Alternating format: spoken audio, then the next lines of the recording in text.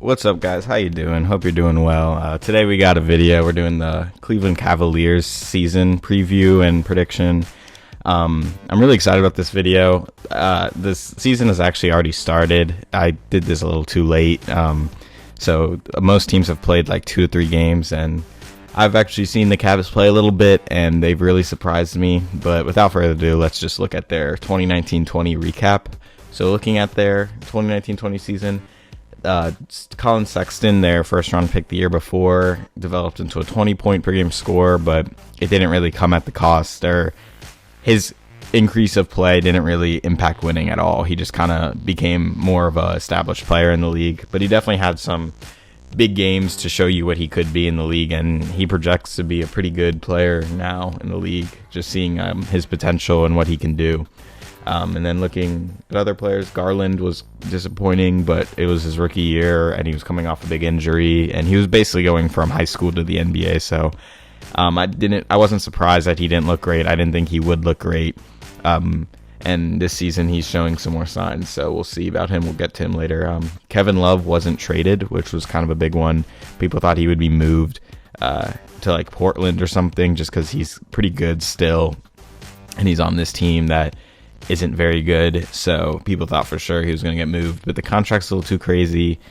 So yeah, he just never got moved, stayed on the team, was a little unhappy at times. You could just tell like he didn't love playing with 2 guards that were still developing, and there was one team, we'll get into it more, but there was one time where he like didn't even want to play. Like he was getting 3-second violations in the paint, and he just looked unhappy with the situation. And then the last big thing they had last year, they traded for Andre Drummond for 2 second-round picks. And I just have to say, like, I understand the value for Drummond was as low as it's ever been, and you're still paying him that money. But 2 first-round picks for a guy of Andre Drummond's caliber is just insane. And, I mean, it was just like, it's exactly what you want to do with an asset like Drummond. It's like he's an asset that is has lost most of its value in today's market. So you got it for dirt cheap. You got a very impactful player for dirt cheap because his value isn't very high. So yeah, let's go into the moves that they made this season, or this offseason. They traded for JaVale McGee from the Los Angeles Lakers, obviously. At first, didn't really like the trade, but it makes sense since we'll get into it later. They lost Tristan Thompson, and he's actually been really good for them in the first few games. He's still showing like the ability around the rim he has, shot blocking, and he's like actually doing a lot of things. Like he's had one play where he went coast to coast and finished with a slam dunk on the other end, and just like has a lot of highlight plays, and he's just been surprisingly really good for them. And to be fair, he's been on a good bit of championship teams now at this point, so he obviously can bring some veteran presence. So I like the JaVale McGee signing. Draft picks, they drafted Isaac Okoro 5th or 4th overall, I believe, from Auburn. Isaac actually looks really good too. He just looks like a smart player, like just a guy you can put out there with other guys, and he'll always make the right play, make his open shots, move the ball well. He's a little undersized as far as I can tell against like other wings, so maybe that could hurt his defense, but he seems fine on that end. I'll have to watch him more, but right now he just seems like a pretty solid rookie. Maybe he could develop into something more farther down the line.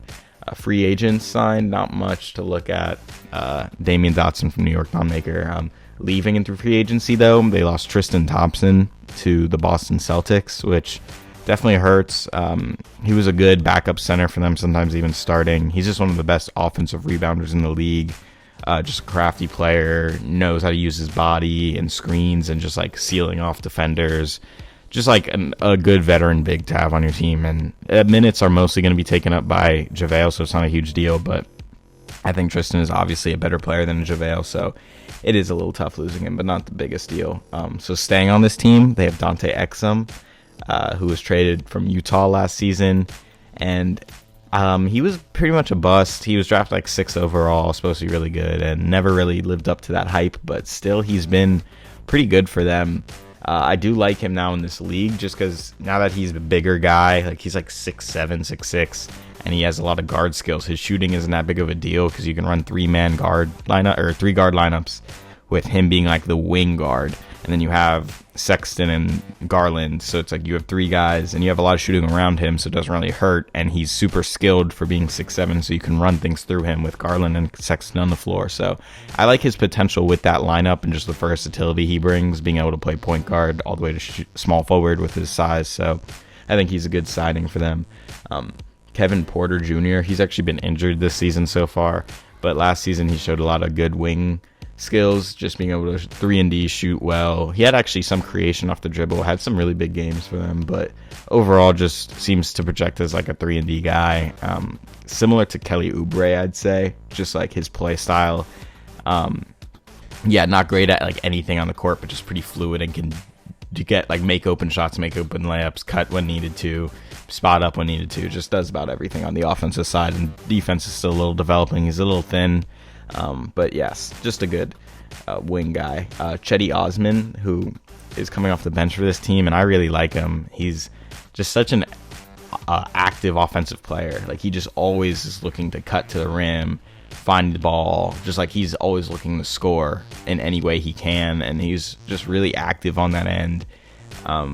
Good shooter, good finisher, decent distributor. Like, you can run some things through him, not like all the time, but as like a secondary guy. He's kind of similar to Bogdanovic, if you've never seen him play. Kind of similar games between them two, just like always in the right spot on offense and can make most shots on that side of the court.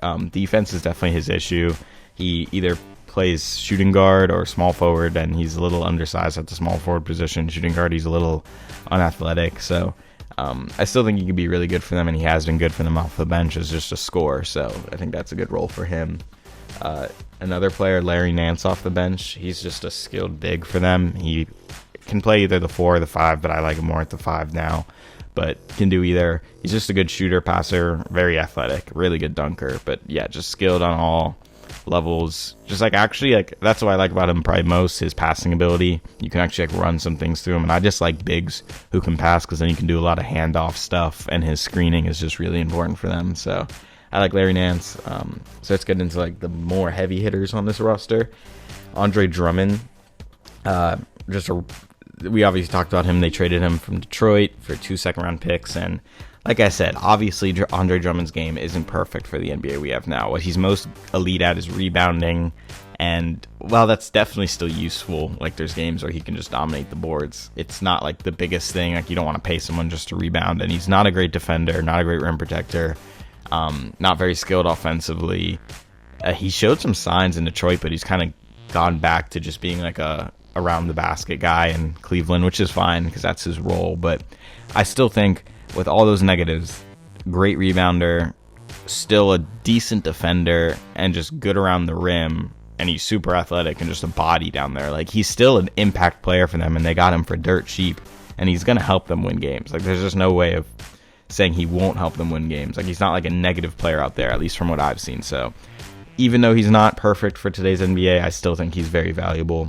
And Kevin Love, who's going to be starting at power forward for this team, and the rebounding between those two can actually be scary for me. Like, just thinking about that, it's like a lot of teams now kind of put rebounding off to the side as like, we'll get rebounds. Like, guards now average more rebounds. There's just, the threes are making the ball go farther out, like long rebounds. So it's not as important to have like a big guy who could just grab rebounds. But still, this team has 2 guys who are some of the best offensive rebounders in the league. So there's going to be games where they just dominate the boards, and I think it could really help having Kevin Love and DeAndre Drummond as your front court or back court.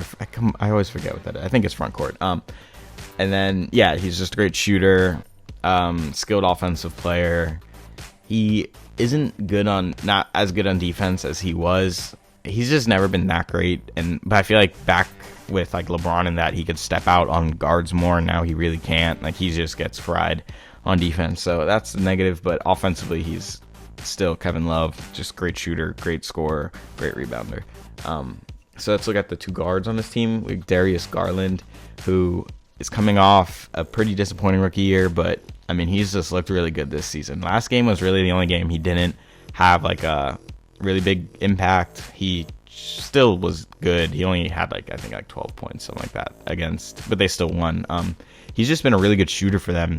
And like, I really like what they're doing with their 2 guards. Like, Garland is more of like a skilled guard, where like he is super fluid, just like not super physical, but hits a lot of tough shots, like step in threes, just like dribbling and like pull up threes.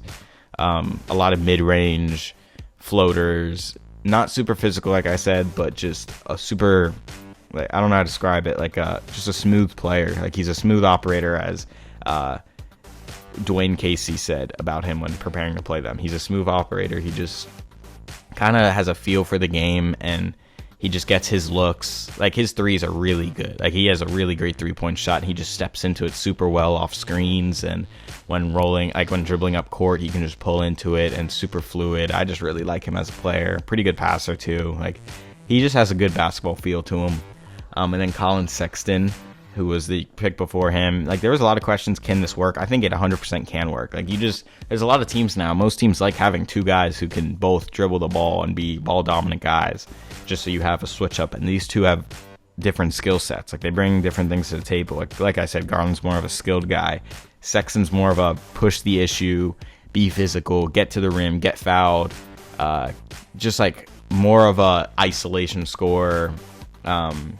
Not as good of a jump shooter, but definitely just like has more of a, like I said, like a physical game. Just can get to the basket. Just I like the two because it's a balance. Because like the thing with a guard like Garland is, he sometimes can just get too. He's like so skilled, but he doesn't have any sort of game that can just push past a good defender. Like he always has to make a difficult jump shot if he's gonna be effective or make a jump shot, where Garland or Sexton can just push his way to the basket against a good defender, or when like shit comes to shit and they need a basket, Garland can just fucking put his head down, get to the rim, or get fouled. And I just like the balance of those two, and the intensity Sexton brings is like, I know that's not a big thing, but he just fucking always is playing at 110%. Like you could just see the way that motherfucker runs. Like he's like making a fist whenever he's running. Like he's fucking angry at the other team. Like it's just weird to watch. Like he's so like intense. It's almost like Russell Westbrook. Like he's just fucking crazy. But yeah, looking at this team, I really like them. I think they'll be a really fun team to watch. Like if you just like, I just listed 11 dudes who are kind of legit players for them, and it's weird because it's like the Cavs, they suck, and they've sucked for so long, and it's like a meme that like whenever LeBron's not there, they're just terrible. And it's true, like they haven't had a winning season without LeBron on the roster for 2 decades, but still this team just looks really good. They play together, they play fast, they have a lot of talent. Yeah, that's the thing, like they have more talent than you'd imagine. It's like you looked at guys like Larry Nance, Andre Drummond, and Kevin Love, and are like, oh, trade assets. They're good, but they're on a shit team. But now they're on a pretty decent team with young talent, so it's like, oh, now you don't have to trade them. Now it's just like they're on a pretty good team. They can play well, and I like them. I don't think they'll be a top 7 seed, and I could even see them like not being in the playoffs. I could see them being like a 10 seed, but I still think they'll be fun to watch, and I think they could be better than teams like the Hawks or Charlotte, or yeah, like those teams in the mix, like the Bulls. So that's how I feel about the Cleveland Cavaliers. Let me know how you feel in the comment section below. Like and subscribe, and I'll talk to you guys next time. Bye.